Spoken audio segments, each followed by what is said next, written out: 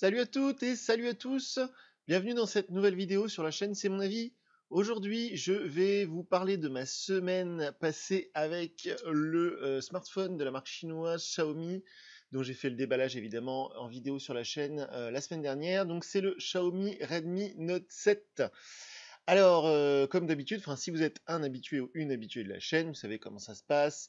J'achète un smartphone avec mes propres deniers, je me le fais pas offrir, je me le fais pas prêter.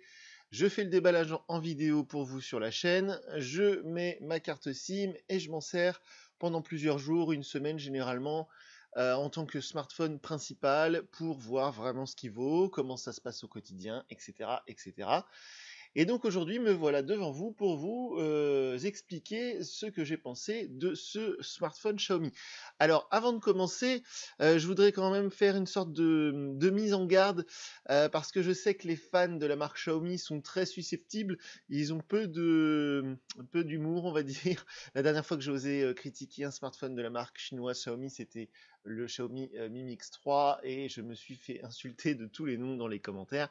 Donc je tiens à vous prévenir, c'est pas parce que je fais quelques critiques sur le téléphone que le téléphone est nul. C'est pas parce que je fais quelques critiques sur ce téléphone que la marque est nulle. Et ensuite, moi, je vous parle de mon utilisation personnelle, de ce que j'ai ressenti. Il est possible que certaines choses que je trouve être des défauts ne seront pas des défauts pour vous, parce on cherche tous des choses différentes dans un téléphone et on n'a pas toujours le même ressenti. Voilà, donc maintenant c'est dit, on peut entrer dans le vif du sujet. Donc ce smartphone Redmi Note 7, il a fait beaucoup parler parce que c'est vraiment un gros coup de la part de Xiaomi, parce qu'il est seulement à 199 €. C'est un smartphone qui est vraiment pas cher. En tout cas, évidemment, il y a des smartphones moins chers, mais quand on regarde les caractéristiques techniques de ce Redmi Note 7, c'est vrai qu'il y a quelques mois, quand elles ont fuité, on s'est dit c'est le smartphone parfait, parce que il a plein de gros avantages, il a plein de choses qu'on recherche dans un smartphone aujourd'hui, et tout ça pour 199 €. Donc c'est vrai que de prime abord, comme on dit, c'est vraiment le smartphone de l'année, c'est le smartphone, la star, en tout cas, ça c'est sûr, c'est la star actuellement chez Xiaomi. Je sais pas combien ils en vendent chaque jour, mais ça doit être énorme. On va commencer par les côtés positifs, les choses que j'ai appréciées avec ce téléphone. Alors, on va commencer par un truc qui est tout bête, mais ça c'est vrai que c'est très agréable, et pour le coup, c'est un vrai savoir-faire de la part de Xiaomi, c'est que même sur un smartphone, alors c'est le cas encore plus sur celui-ci, mais si vous regardez les vidéos de la chaîne, j'avais testé son petit frère, le Xiaomi Redmi 6A, qui est un smartphone qu'on peut trouver aux alentours de 100 €, donc qui est 2 fois moins cher que celui-là. Et le 6A aussi était très bien fini. Mais alors là, on est vraiment dans une autre dimension. Je l'ai dit dans la vidéo de déballage, mais c'est vrai que pendant toute la semaine que je l'ai utilisé, au quotidien, c'est vraiment, dès qu'on le prend en main, on sent... Alors moi, comme d'habitude, hein, si vous ne le savez pas, je vais vous le dire, je ne mets jamais de coque sur mes téléphones, parce que j'estime que le téléphone, il a été conçu pour être beau, pour être agréable au toucher, etc. Donc il y a une coque qui est offerte dedans, je la mets jamais. Voilà, ça c'est un petit point. Mais c'est vrai que l'objet en lui-même est très beau. On a vraiment l'impression d'avoir un... Alors on va faire un parallèle par exemple avec un iPhone XS Max, parce que c'est à peu près le même format, l'appareil photo dans le même sens, tout ça. Et c'est vrai qu'au niveau feeling, c'est quasiment la même chose. Alors il y a un truc qui est vraiment bien, je l'ai dit aussi dans la vidéo de déballage, mais je l'ai senti toute la semaine et je le redis parce que c'est vraiment cool, c'est le fait que Xiaomi ait enfin mis des écrans traités chimiquement Corning Gorilla Glass. Alors là, c'est du Corning Gorilla Glass 5, donc c'est la toute dernière version. Pour celles et ceux qui ne connaîtraient pas, en fait, cette technologie, c'est un traitement chimique de l'écran qui fait que dès qu'il est traité avec ce formidable truc, la Corning Gorilla Glass 5, il n'y a plus besoin de le protéger, il n'y a pas besoin de mettre de verre trempé, il n'y a pas besoin de mettre de film plastique, il est inrayable, il est quasiment incassable. Enfin, bien sûr, il y a toujours moyen de le casser, mais si vous voulez aller voir sur YouTube, il y a des vidéos où les gars ils mettent des coups de marteau dessus et tout. Enfin, les écrans traités Corning Gorilla Glass, ils sont vraiment top. Et le feeling, le toucher, est pas le même non plus. Il est très doux, ça glisse super facilement sur l'écran, et ça c'est pareil, c'est un vrai confort au quotidien. Donc la partie extérieure, c'est-à-dire l'objet en lui-même, cet écran Corning Gorilla Glass là, avec le verre traité, tout ça fait que c'est très agréable, c'est un vrai kiff de l'utiliser au quotidien. Pour continuer sur les points positifs, on a un très grand écran. Alors c'est vrai que c'est pas du borderless parce que bon, il y a quand même une bordure assez importante, je vais y arriver en bas de l'écran, pardon. Et il y a aussi la goutte en haut. Alors c'est plus une encoche, mais franchement je vois pas la différence moi à l'usage entre une encoche et une goutte. J'ai eu pendant longtemps le Mi A2 Lite qui a une encoche. Ça change, franchement je trouve que ça change rien du tout. De toute manière, il y a pas mal de menus où la barre en haut elle est noire. Donc qu'il y ait une encoche, une goutte, ça change pas grand-chose. Franchement, là pour moi, ça c'est pas vraiment une révolution. Donc par contre, cet écran, il est grand, il est lumineux, il est très fin au niveau de l'affichage, c'est vraiment agréable. Donc ça fait partie des points positifs. Il y a même des applications que j'ai utilisées comme YouTube Music qui sont sur fond noir. On a vraiment l'impression que c'est un écran AMOLED tellement les noirs sont intenses. Donc ça c'est pareil, c'est une vraie réussite. Sur un téléphone à ce prix-là, maintenant c'est vrai que bon, de toute manière, de plus en plus, même sur des smartphones entrée de gamme, on a des écrans qui sont plutôt sympas. Le concurrent direct de ce téléphone que j'ai testé il n'y a pas longtemps, parmi les concurrents directs en tout cas, il y a le Asus Zenfone Max M2 qui est proposé au même prix. L'écran du Asus est sympa aussi, mais là on est vraiment un petit cran au-dessus. Et au niveau de la finition extérieure, alors là, il n'y a pas débat, c'est vraiment Xiaomi qui l'emporte. Pour continuer sur les points positifs, évidemment, il y a cette caméra 48 mégapixels, donc c'est la même caméra qu'on retrouve sur le Mi 9, Xiaomi Mi 9, qui est sorti il y a peu de temps. On a beaucoup de mal à se procurer et qui coûte 2 fois plus cher que celui-ci. Donc ça, c'est vrai que pour le coup, j'en attendais beaucoup. Quand j'ai fait la vidéo de déballage, j'ai dit que voilà, c'était le truc que je voulais vraiment voir. J'étais vraiment curieux de voir si vraiment, parce qu'ils nous ont déjà fait le coup par le passé, pas Xiaomi, mais d'autres constructeurs. Par exemple, je parlais d'Asus il y a quelques instants. Il y a 2 ans de ça à peu près, 2 ans et demi, Asus avait fait un téléphone qui s'appelait le Zenfone 3, je crois, un truc comme ça. Et soi-disant qu'il y avait un appareil photo 60 mégapixels, en fait c'était pas du tout le cas, c'était un appareil photo normal, genre 12-13 mégapixels, et ils multipliaient, ils faisaient 3 clichés au lieu d'un, donc ils additionnaient, enfin c'était un truc commercial, c'était pas vraiment 60 mégapixels. Donc là je me suis dit, ça se trouve c'est un peu une astuce dans ce genre-là. Et non, pas du tout, c'est vraiment un capteur 48 mégapixels. Il est d'excellente qualité. J'ai fait des photos. Alors, comme d'habitude, pour celles et ceux qui savent, quand je fais un test en vidéo comme ça, je fais aussi le test écrit sur notre site www.cmonavis.eu. Donc je vous recommande d'aller voir si vous vous intéressez à ce téléphone, notre test écrit sur le site. Je vais mettre le lien sous la vidéo. Et j'ai pris des photos avec ce téléphone toute la semaine et je vais mettre des photos sur mon test. Comme ça, vous pourrez voir la qualité des photos que j'ai prises avec ce téléphone. Mais franchement, pardon, les photos sont d'excellente qualité. Mais vraiment, hein, ça fait, je pense, depuis mon Huawei Mate 20 Pro que j'ai pas pris d'aussi belles photos avec un téléphone, avec un smartphone. Elles sont vraiment topissimes. Le seul truc qui lui manquerait, ce serait le grand angle. Alors, il faudrait un objectif grand angle, mais enfin, on peut pas trop en demander à ce prix-là. Déjà, c'est exceptionnel d'avoir un capteur photo de cette qualité sur un téléphone à ce prix-là. L'effet de flou avec l'arrière, vous savez, l'effet bokeh, là, avec l'arrière qui est flouté, tout ça, ça marche pas toujours très bien. J'ai essayé plusieurs fois, c'est pas toujours très réussi. Pour le coup, là, il y a encore du boulot. Euh, Encore une fois, on va pas trop en demander pour ce prix-là, mais c'est vrai que là, l'effet flou, l'effet bokeh, c'est pas fantastique. Par contre, la fonctionnalité de prendre des photos, il y a une fonctionnalité spéciale pour les photos dans la nuit. Donc ça, j'ai essayé, ça marche très très bien. Ça fait vraiment, alors faut pas bouger du tout, ça prend en fait plusieurs photos, je pense, je sais pas comment ça marche. Et effectivement, la photo qui sort après, elle est très lumineuse et tout, ça marche vraiment très bien. Il y a la fonctionnalité panorama, mais ça, on l'a sur pas mal de smartphones depuis assez longtemps. Donc voilà, c'est vraiment un super capteur photo, ça, il n'y a pas de doute là-dessus, ils l'ont très bien réussi. Et vu que c'est le point qui est mis en avant partout par Xiaomi, bah pour le coup ils ont raison parce que c'est vraiment un capteur photo incroyable quoi. À ce prix-là, c'est vraiment bluffant. Voilà. Ensuite, pour continuer sur les points positifs de ce téléphone, MIUI 10 évidemment qui équipe ce téléphone. Moi j'adore cette interface Xiaomi MIUI 10. C'est vrai que j'aime beaucoup Android One, mais je me dis que tant qu'à pas avoir Android One, autant avoir MIUI parce que toutes les autres interfaces, EMUI chez Huawei est pas mal aussi, mais MIUI elle est quand même, je trouve, un cran au-dessus. Et alors on parle même pas de One UI chez Samsung, bon voilà, je suis pas fan du tout, mais c'est vrai que cette interface MIUI 10 elle est top, elle va très très bien à ce Redmi Note 7. On peut utiliser les gestes, vous voyez, moi j'ai enlevé les boutons de navigation en bas de l'écran, donc considère que quand vous êtes sur internet, en fait vous pouvez retourner comme ça à l'accueil en glissant comme sur un iPhone X en fait, ça marche très très bien, j'adore ce système de gestes, et j'adore MIUI 10, c'est vraiment un très bon système d'exploitation.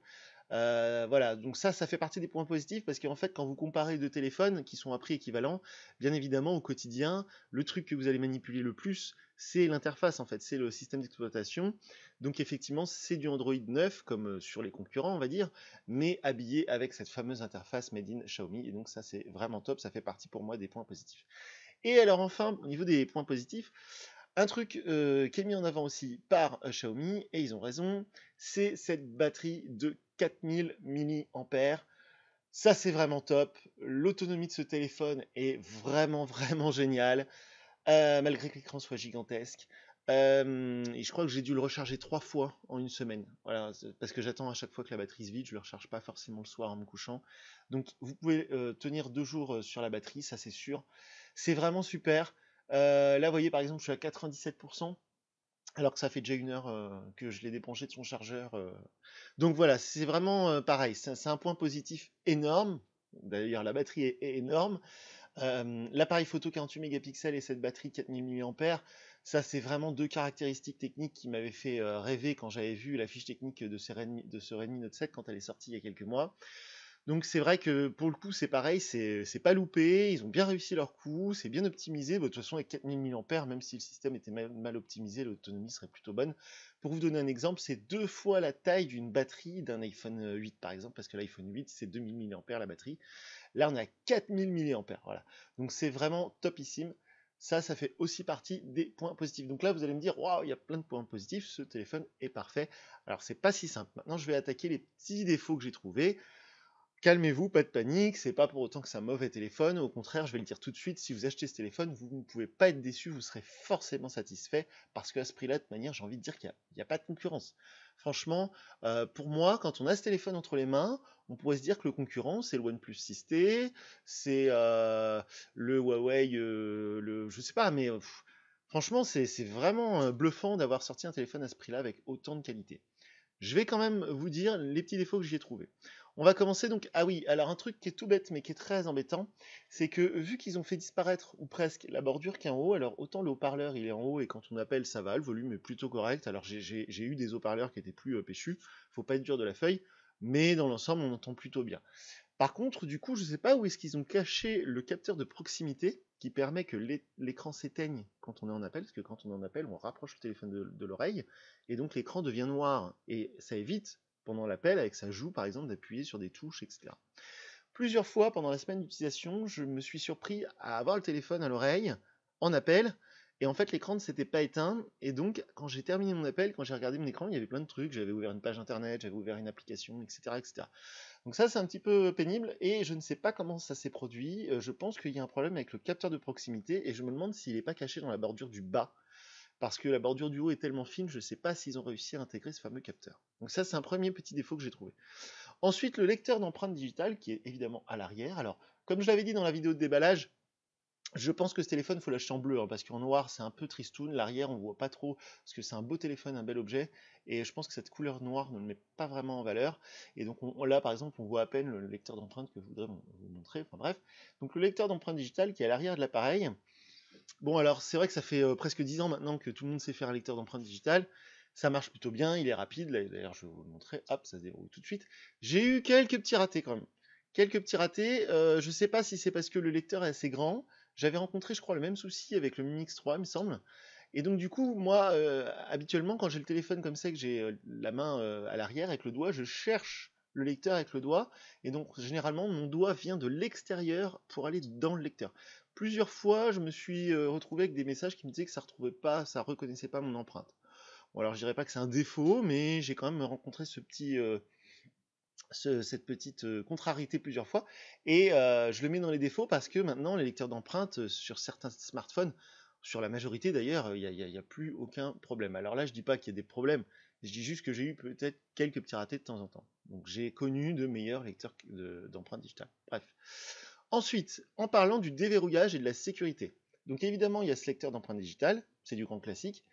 Mais il y a aussi, enfin j'ai envie de dire, parce que j'avais critiqué ça dans mon test du Mi 8 Lite et dans mon test du Mi Mix 3, Alors là, laissez tomber, alors là, les commentaires de ouf, t'es qu'un idiot, il suffit de mettre la région Hong Kong, si tu mets la région Hong Kong dans les réglages, tu vas avoir la reconnaissance faciale. Je suis désolé, moi j'habite en France, donc quand le téléphone me demande ma région, je mets France, je mets pas Hong Kong. Bref. Donc là, ça y est, ils ont débloqué la fonctionnalité de la reconnaissance digitale pour notre belle région la France, qui n'est pas une région, qui est un pays d'ailleurs, un pays, pardon. Et donc, il y a, quand on déballe pardon, le téléphone, on commence à l'installer, etc. Donc ça nous propose donc le verrouillage par l'empreinte et ça nous propose ensuite la reconnaissance faciale. Alors, c'est assez honnête de la part de Xiaomi.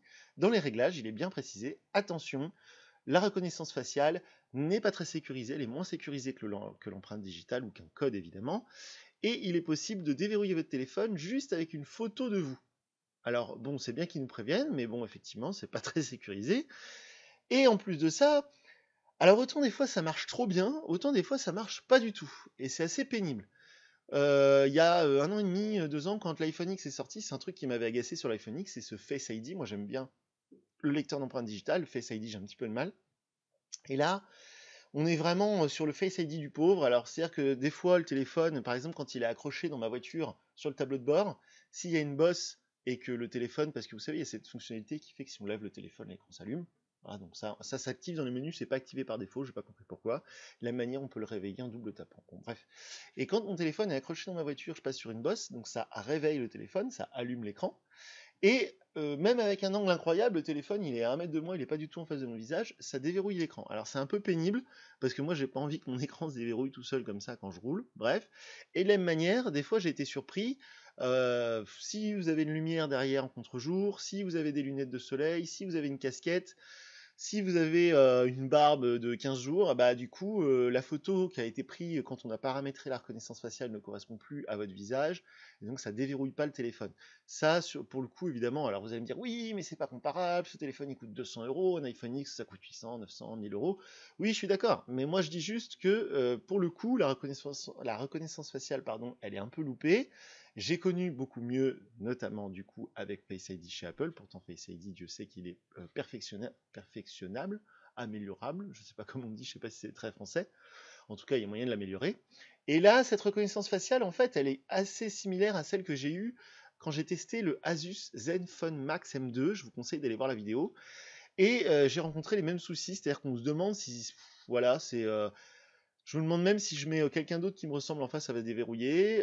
Des fois, franchement, le téléphone, il est posé sur la table, il est à 1000 km de moi, ça se déverrouille tout seul. Et parfois, je suis juste en face et ça me dit que ça reconnaît pas mon visage. Et ce qui est drôle, c'est que quand ça reconnaît pas le visage, en bas, il y a un petit texte avec marqué «Ouvrez plus grand les yeux». Bon, je vois pas le rapport. Enfin bref. Donc ça, pour moi, ça fait partie des petits défauts que j'ai rencontrés au quotidien. Je dis pas que c'est rédhibitoire, je dis pas faut pas acheter ce téléphone parce que là encore, la reconnaissance faciale, elle marche pas très bien. C'est pratique au quotidien, mais du coup, c'est pas très sécurisé et des fois, c'est même plus un inconvénient qu'autre chose. C'est-à-dire que plusieurs fois, je me suis dit, je vais désactiver cette reconnaissance faciale parce que ça me saoule.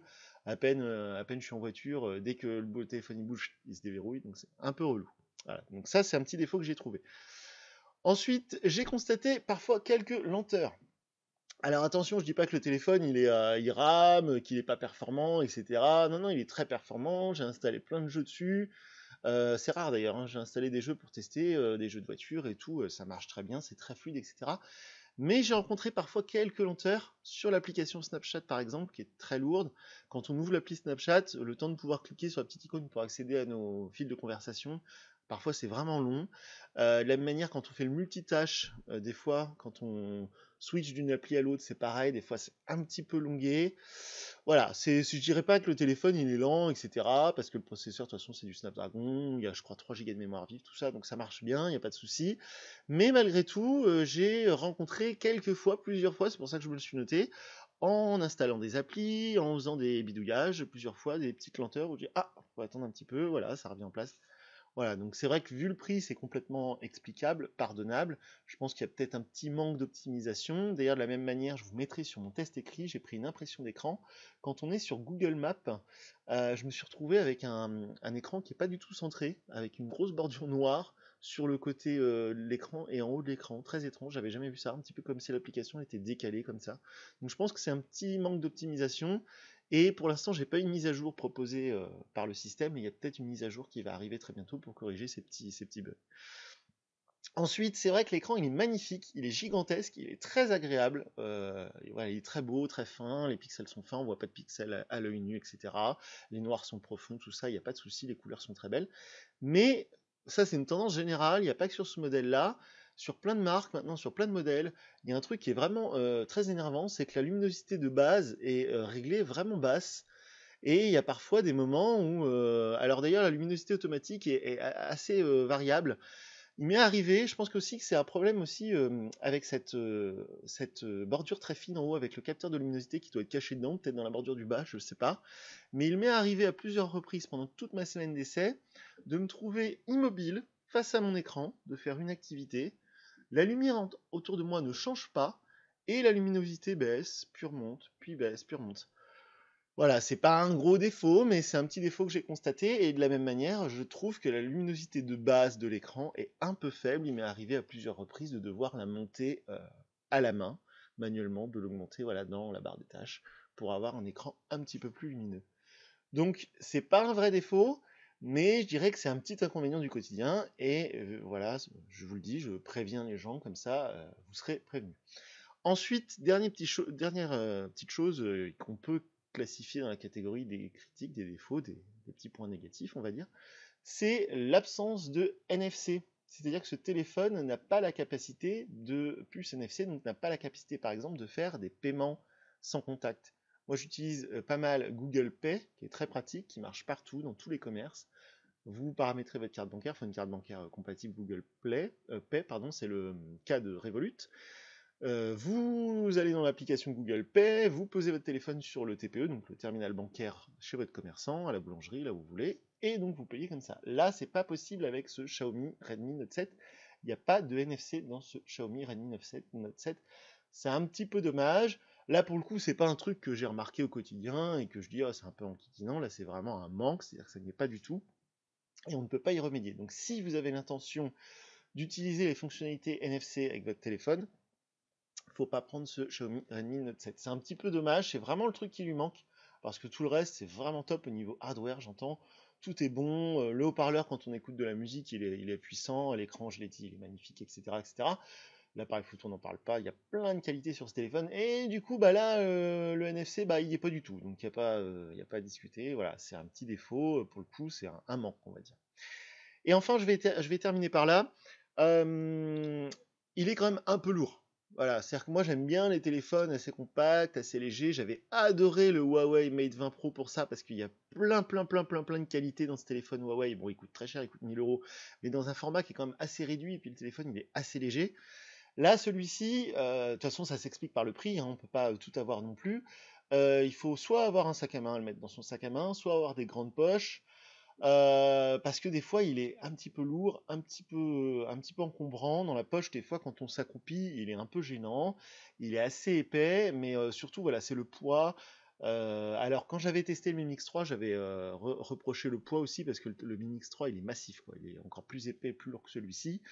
Et on m'avait dit oui, il est pas plus lourd que un iPhone XR, machin, peut-être.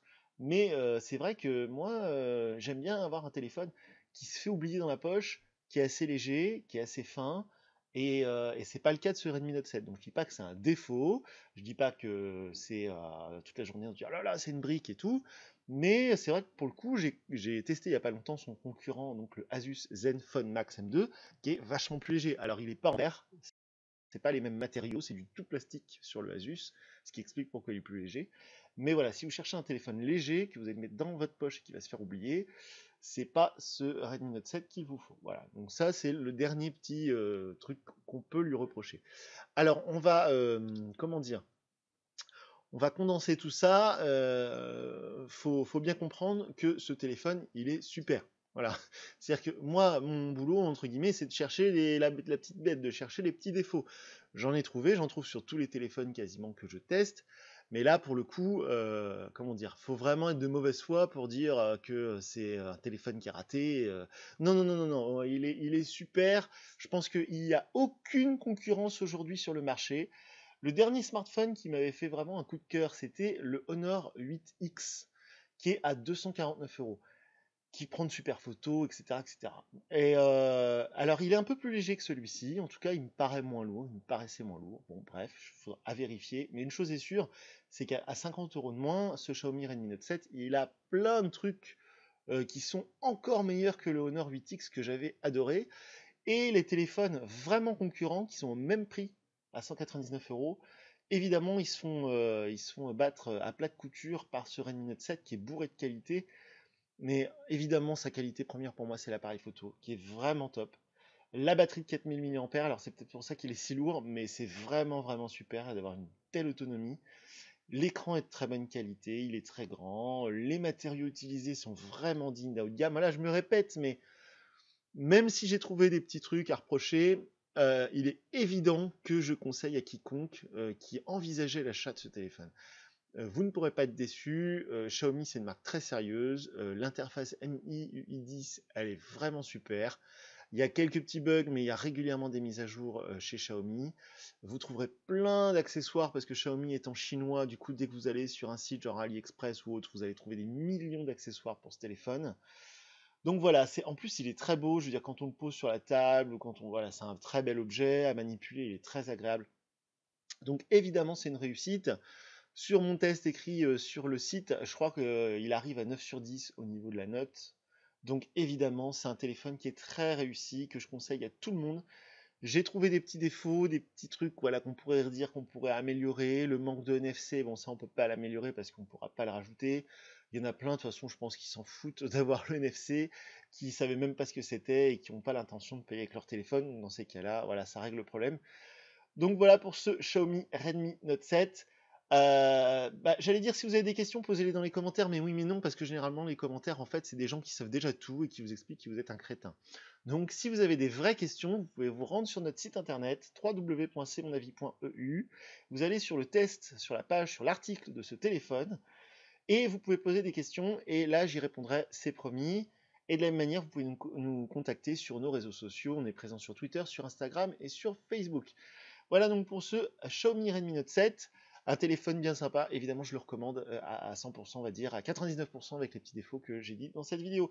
Je vous dis à très bientôt pour une nouvelle vidéo sur la chaîne. Salut!